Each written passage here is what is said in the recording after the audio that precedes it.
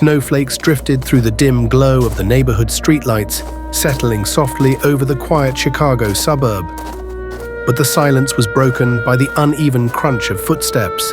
Kevin McAllister limping down the snow-packed street, clutching his side, every breath trembling from cold and pain. He called out for help, voice cracking in the frozen air. Hello? Mom? Dad? Mom? Dad? Where are you guys? But the only answer was the whisper of the wind and the faint drip of blood marking a jagged trail behind him. He staggered forward, desperate, shivering, the Christmas lights on distant porches blurring through the tears welling in his eyes. Then he heard it. Where do you think you're going, you little prick? We ain't done playing yet, kid! The fun is only getting started! Kevin froze. Slowly, he turned. Down the road, framed by the swirling snow, stood Chucky, brutalized, melted, half-scorched from the house of traps he'd just fought through, but still very much alive. And in his hand, he gripped a knife. Chucky tilted his head with a wicked smile. What's the matter? You give up? Or are you thirsty for more? He took a step forward, then another, slow, certain, relentless.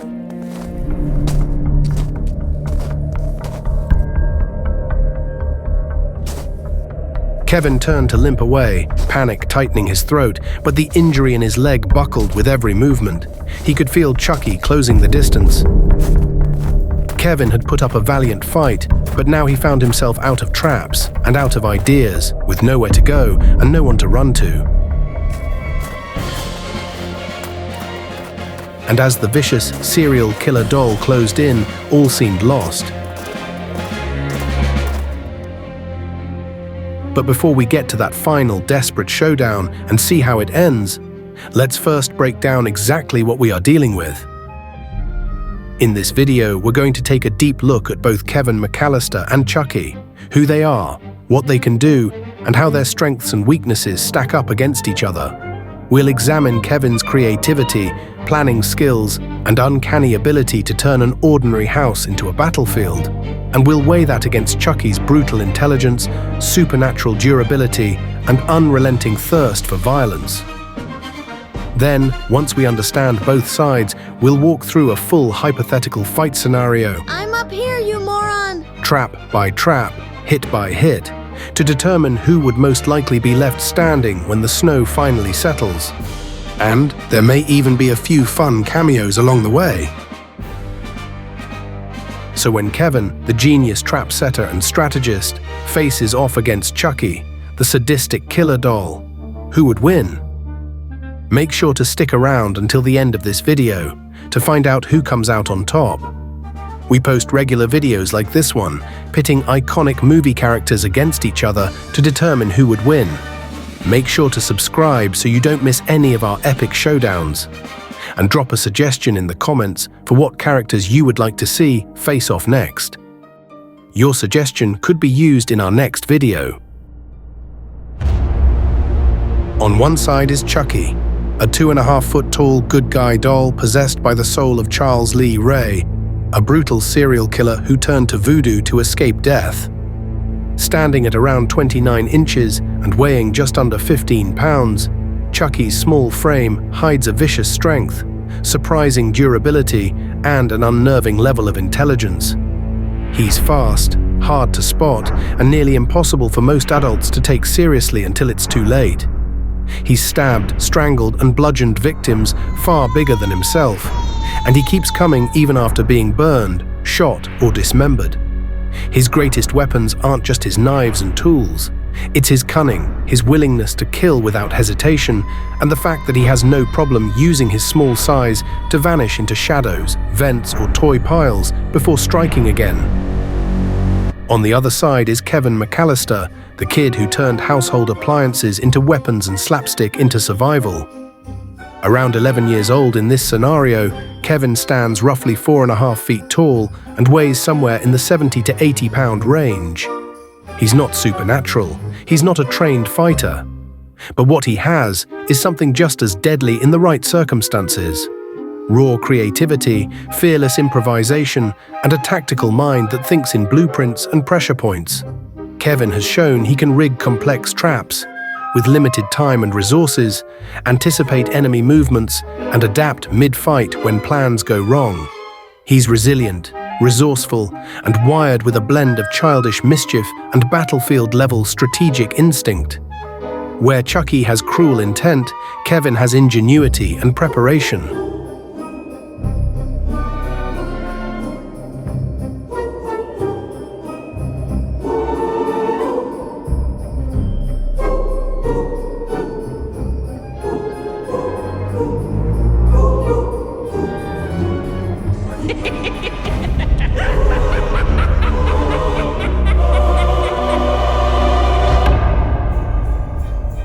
Snow fell gently outside the McAllister house, the twinkling Christmas lights flickering against the windows as the family scrambled around in their usual holiday chaos. It had been a year since New York, 1 full year since Kevin McAllister turned 2 career criminals into walking cartoons. But tonight in mid-December, everything felt a little different. The house was frantic, scattered with luggage, winter coats, and the frantic voices of relatives preparing for an impromptu 2-day trip. Kevin sat curled up on a bed, coughing into his blanket. His eyes were puffy, cheeks flushed from fever, but he still tried to direct the holiday spirit like a tiny general. Can someone help finish decorating the tree? You have to have a tree up in December, or it's not even Christmas. He croaked, gesturing toward the half-trimmed pine standing lonely in the corner. Kate, his mother, gave a sympathetic smile. Oh, honey, I know how important this is to you. I promise, as soon as we get back, we'll set up the tree, the lights, the whole works. But right now you need to lie down so you can get to feeling better. Kevin's grandfather had fallen ill, and the family was heading out to cheer him up before Christmas. Most of them anyway. Kevin's dad had an early meeting the next morning, and Kevin, still dealing with a fever and a scratchy cough, would be staying home with him. With the family finally shuffling out the door, Kevin McAllister never expected trouble this Christmas.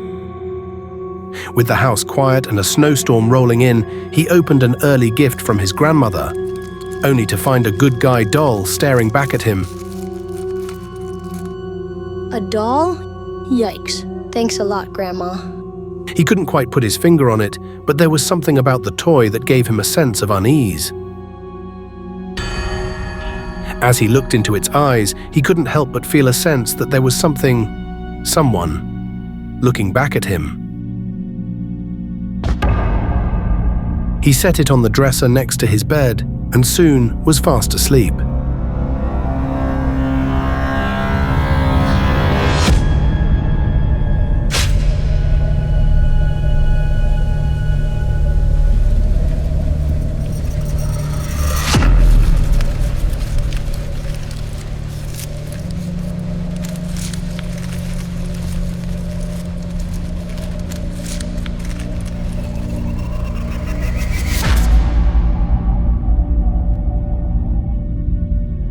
By morning, his dad was already at work, and Kevin woke to something unsettling. The doll was no longer on the dresser. It was lying on the floor beside his bed, as if it had moved on its own. Little things around the room felt off, until the doll suddenly spoke to him in a sharp, snarling whisper. Hi, I'm Chucky, and I'm your friend till the end. Wanna play? Hey kid, don't just sit there like an idiot. Let me out of this box! Kevin froze, stricken with fear as the doll continued to talk. Not pre-recorded phrases, not batteries, real words, threatening words, demanding to be let out of the box, promising what it would do if he didn't. Kevin felt his stomach twist. Something was deeply, dangerously wrong here. Panicked, Kevin shoved the doll into a cardboard box, taped it shut as tightly as he could, and ran several blocks through the snow to dump it in a dumpster.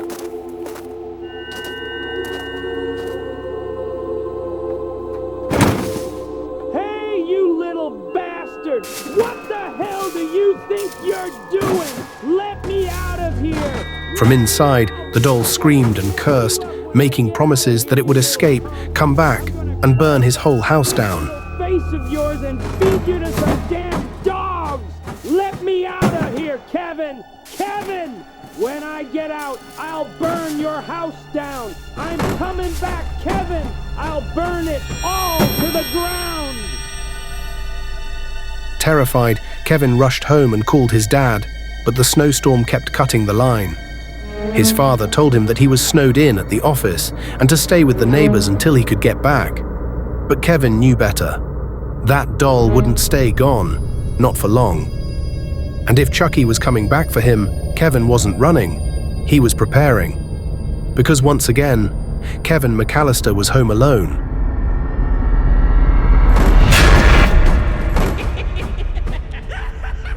Before we continue this snowy horror story, we need to understand exactly what makes this matchup so interesting. Because Kevin McAllister and Chucky could not be more different. And that contrast is what makes this fight worth exploring. Chucky, for starters, isn't just a doll. He's the soul of Charles Lee Ray, a seasoned serial killer trapped inside a small plastic body. He may be only 2.5 feet tall, but he's fast, vicious, and strong for his size. He kills without hesitation. He sneaks, hides, stalks, and uses any weapon he can get his hands on. Knives, hammers, wires, scalpels. Whatever it takes, his durability borders on supernatural. Burned, stabbed, dismembered. He keeps coming, little body fueled by pure homicide. But he has weaknesses. His size limits his leverage. He underestimates children. He monologues too much. He can be baited, tricked, manipulated, and caught off guard, especially by someone who knows his presence in advance. His ego is massive, and his patience is microscopic. Now on the other side, you have Kevin, kid genius of improvised warfare. He's not physically imposing, and he's not violent by nature, but he is the single most resourceful child in movie history. His mind works in blueprints and pressure points. Give him a house, some time, and an armful of ordinary household items, and he transforms the environment into a playground of catastrophic traps. He's calm under pressure, learns from his mistakes, and adjusts instantly when things go wrong. He's also extremely resilient. He takes falls, hits, burns, and keeps going. His weaknesses? He's still a child. He panics when fear overwhelms him, and he's never faced something supernatural and murderous before. Something that won't just slip, fall, scream, and leave. Chucky isn't Harry or Marv. Chucky would want him dead.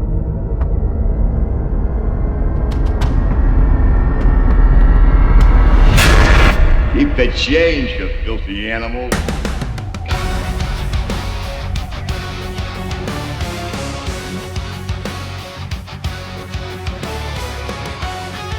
Inside the house, the snowstorm hammered the windows, but Kevin barely noticed. He was already in motion, slipping into trap-building mode like it was second nature.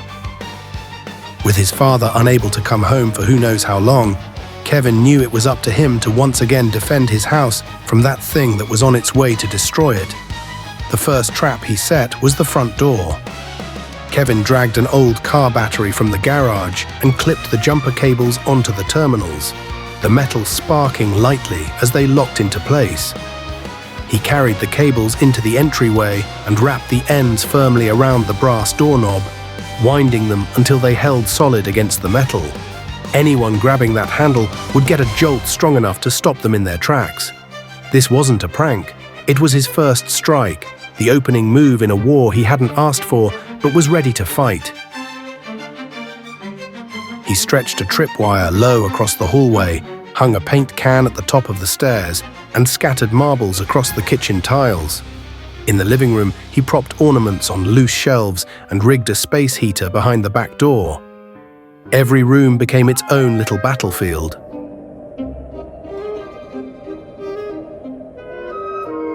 Meanwhile, Chucky had escaped the dumpster, grumbling every swear word his plastic lungs could manage. That goddamn mother stupid fucking faced all to hell, kid! He was cold, furious, and, if he were honest, just a little embarrassed about being tossed in the garbage by an 11-year-old.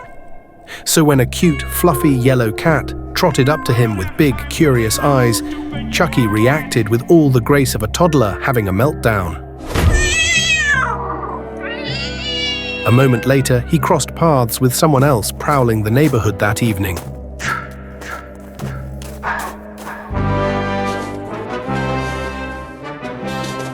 Casually carrying a blood-stained machete like he was out for a midnight stroll at Camp Crystal Lake. What the hell are you doing here? You after some little brat punk kid too? The hockey mask-donning figure said nothing as he continued walking forward. Okay, keep your secrets then, but if yours is half as annoying as mine, then I hope you really rip their guts out.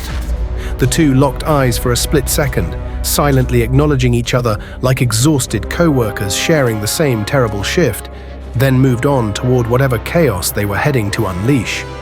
Needless to say, it was a busy night for slashers in suburban Chicago this evening.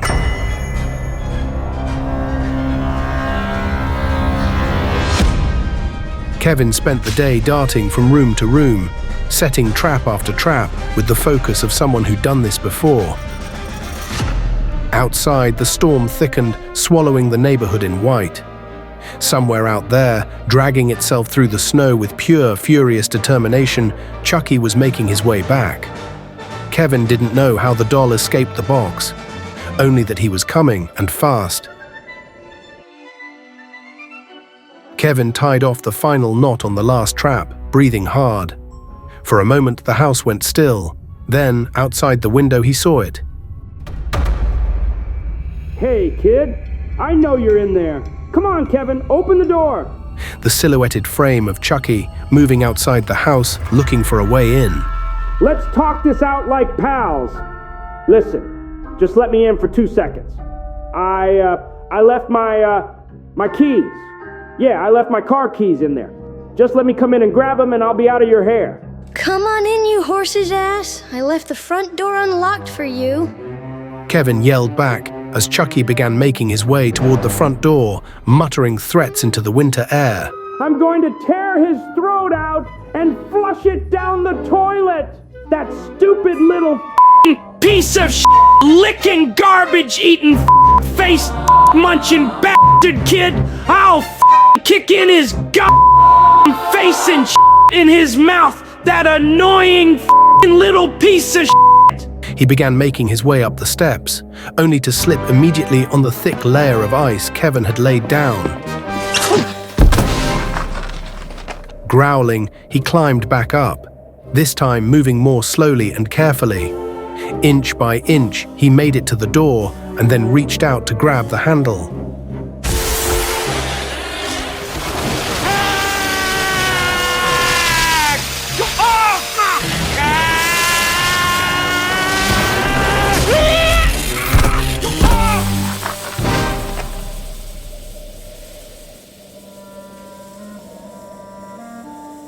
Fine.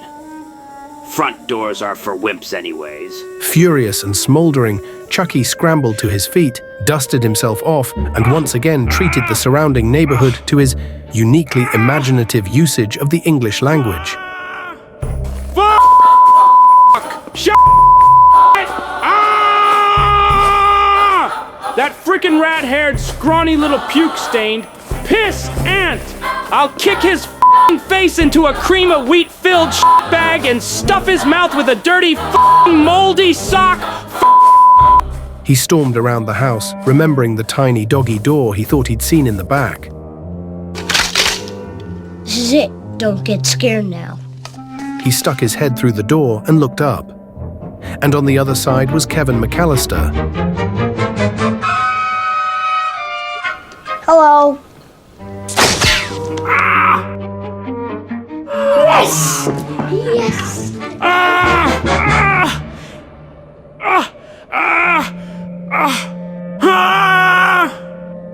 God, I hate that kid so much.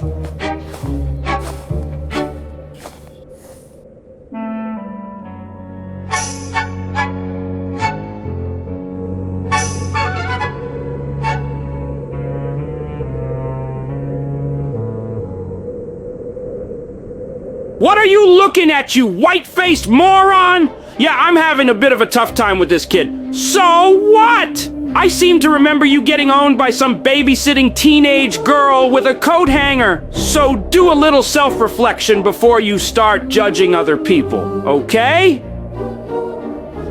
Enraged beyond measure now, he decided there was no more playing around. Dirty, bruised, aching all over his body, and looking like a complete idiot, he tried to devise a new method to get into the house, deciding that since the home seemed inaccessible from the first floor, perhaps he should try the second.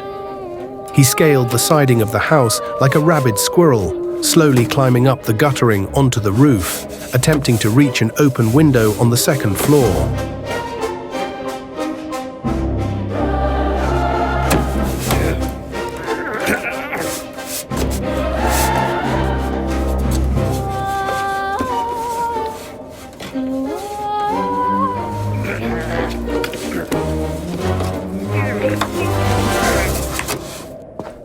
Feeling he had finally achieved his goal of entering the house, a bit of his self-esteem slipped back in as he climbed in through the window. Let's see how you like me now, you stupid little runt. As he entered the window, darkness swallowed him, as Kevin had removed every bulb from the room. He took a step and froze. What the hell? His shoes weren't lifting. They were glued to the floor. He yanked hard. One shoe tore off, then the other. His bare plastic feet hit the ground. He screamed as he stepped straight onto a floor covered in glass ornaments, each one exploding under his weight.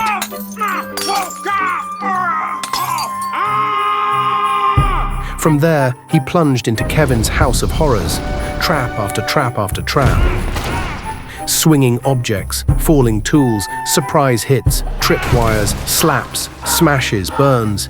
Every trick Kevin had ever perfected and every new one he'd invented.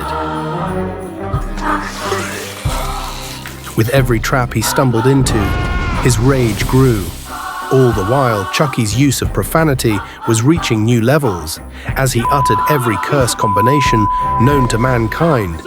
He was even inventing new ones between screams. Damn not twitching, farcocker, suck-face, shivik, big hole!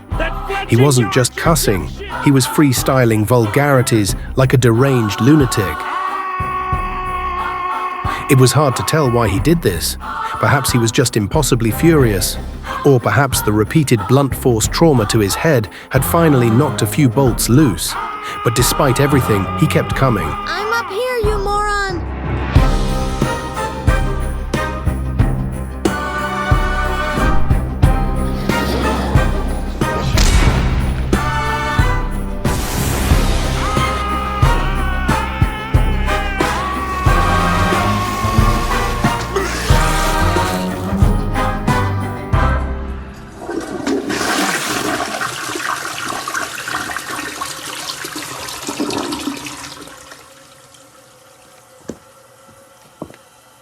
My life.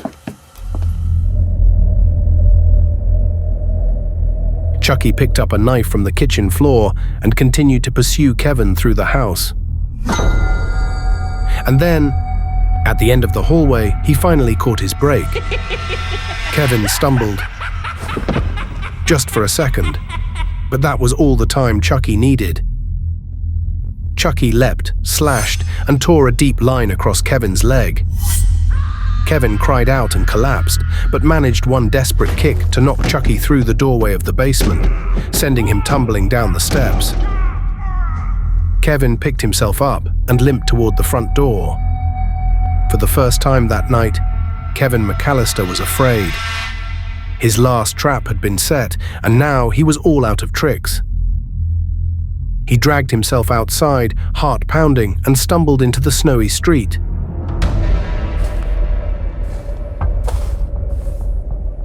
Behind him, he could hear Chucky pushing through the exterior basement door in pursuit.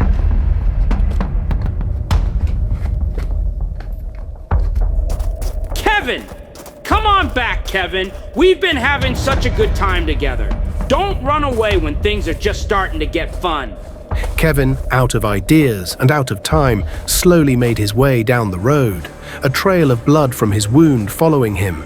He could hear the doll behind him, getting closer. Where are you going, Kevin? Don't you want to play anymore? He tried to run, but his leg gave out, sending him crashing to the ground.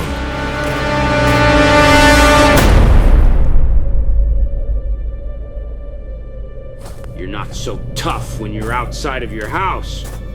Chucky approached with his knife in hand, his voice dripping with sadistic delight. A jolt of sheer panic surged through Kevin, rooting him to the spot instead of sending him running. He knew that with his injury, escape wasn't an option anyway. This is the end of the road for you, you annoying little blonde-haired twit. I could have made it quick, but after that little house of horrors, oh no, I'm going to take this nice and slow. Chucky gripped his knife, preparing to strike. Kevin shut his eyes and waited for the blade.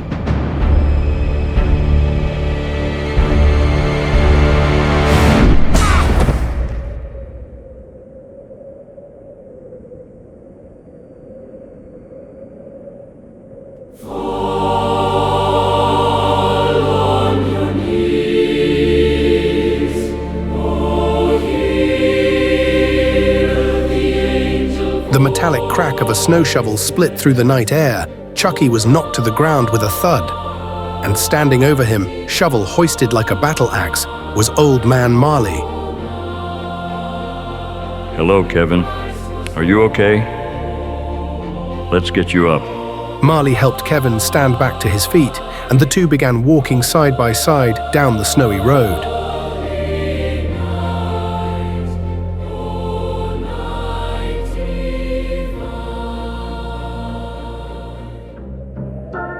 Chucky lay silently on the ground, his little doll body a mangled mess, looking as pathetic as ever. Cold, bruised, embarrassed, and still looking like a complete idiot, he had been defeated.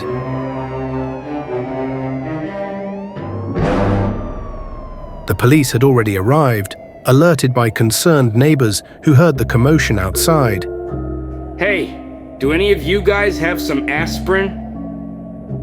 And so, for now at least, his attempted reign of terror was over.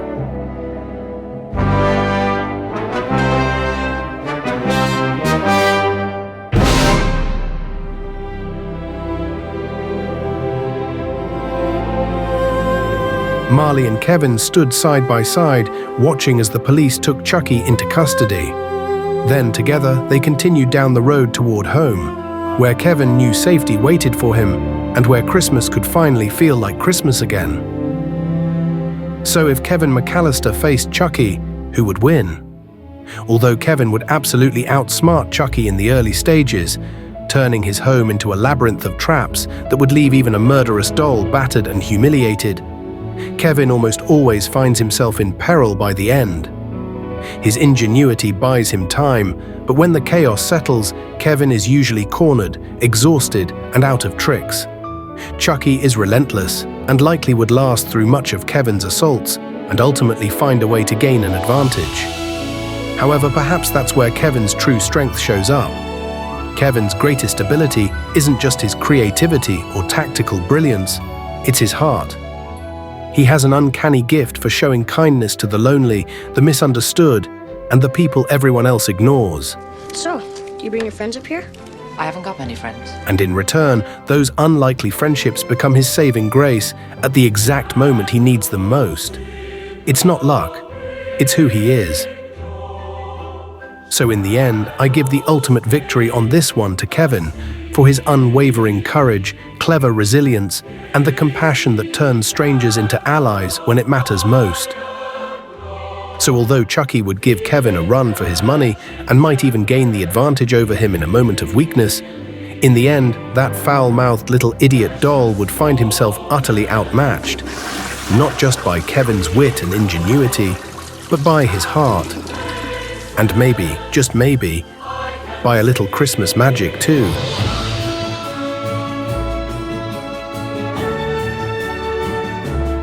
But Kevin's story doesn't end here.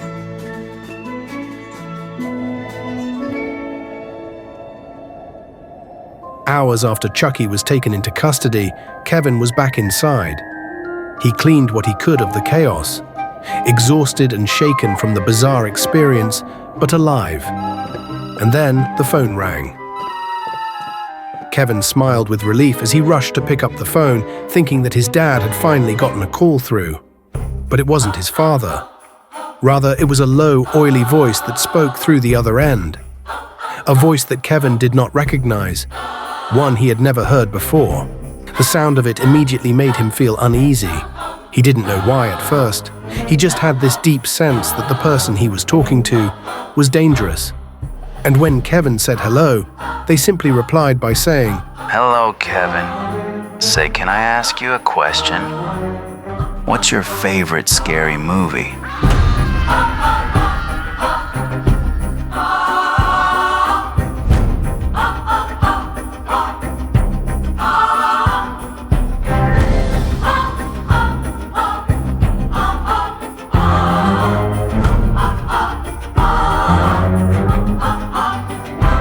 If you're still watching this, you're a real champ, and I love you for it. Listen, don't forget to subscribe if you want to see more videos like this, and join as a channel member to get your name in the credits of future videos and other awesome perks. And make sure to go watch some other videos on the channel. There's some good f***ing shit on there, man. Ew, what the hell? Why are my hands white? Stupid AI.